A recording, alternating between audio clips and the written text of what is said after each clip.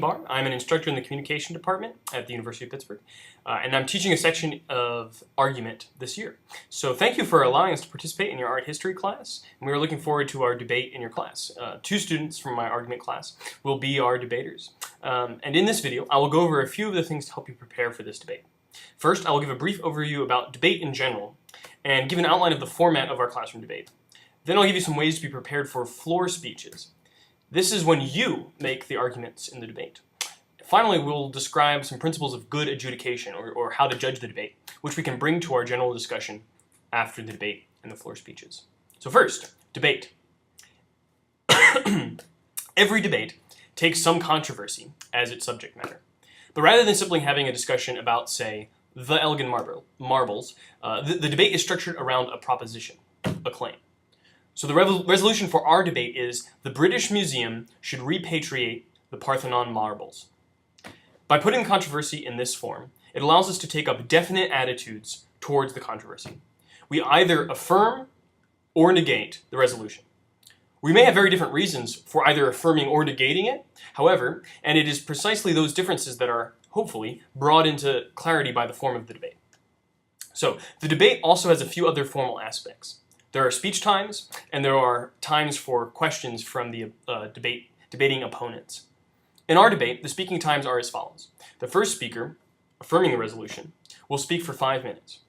After the first minute, you will hear a smack like this. That means the speaker's opponent may stand up if he has a question, but he can only ask it if he is recognized by the other speaker. And this might mean something, he might say something like, okay, I'll take your point, or he might point at him or something like this. The final minute of the speech is introduced by second knock, which means no more questions can be asked. We call this protected time.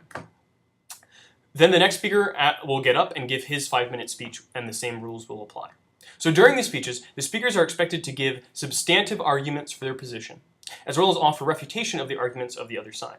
The first speech, of course, can only do this by guessing what the other person may say, so it is up to him whether to guess at this or not.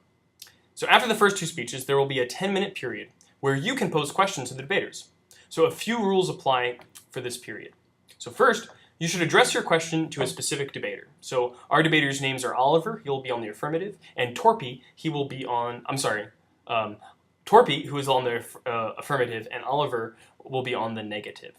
So if you wish to address a question to both of the debaters, you should specify the order in which they should answer. So if the question is a general question, you should say, so I first want to hear the affirmative speaker and then the negative speaker answer, something like that.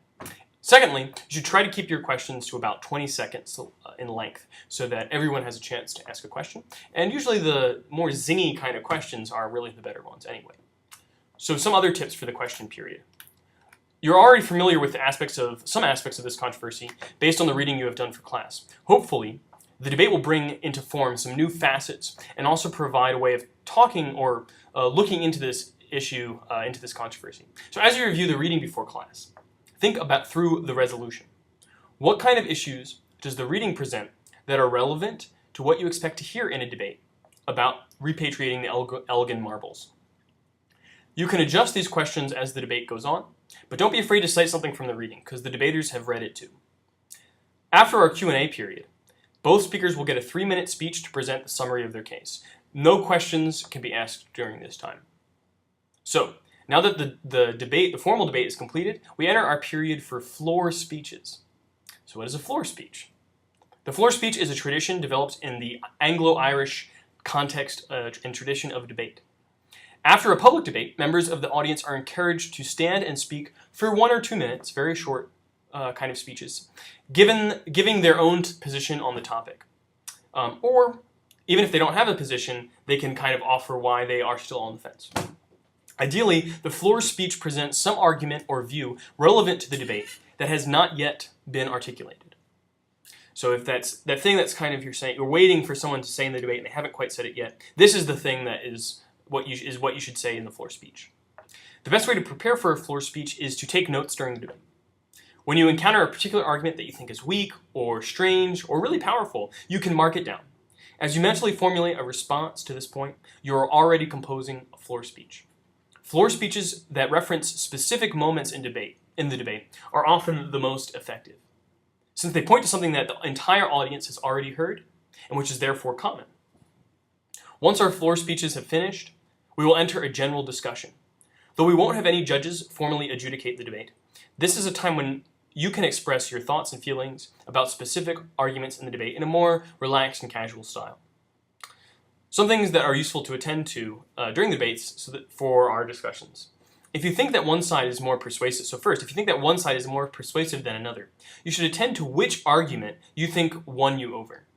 Most debates have multiple arguments, and it is unlikely that one side wins all of them. Secondly, point out places where you thought the debaters had an opportunity for an argument that they didn't quite seize on. This might mean an elaboration of a particular argument that they are already making, or the use of an example you have thought of, or whatever. But something that you think was a possibility in the debate that didn't quite come into actuality. So, I hope this video gives you some sense of what to expect in the debate, though debates always contain some uncertainty, otherwise they wouldn't be worth very much. So thank you again for having us, and we look forward to seeing you next week. Take care.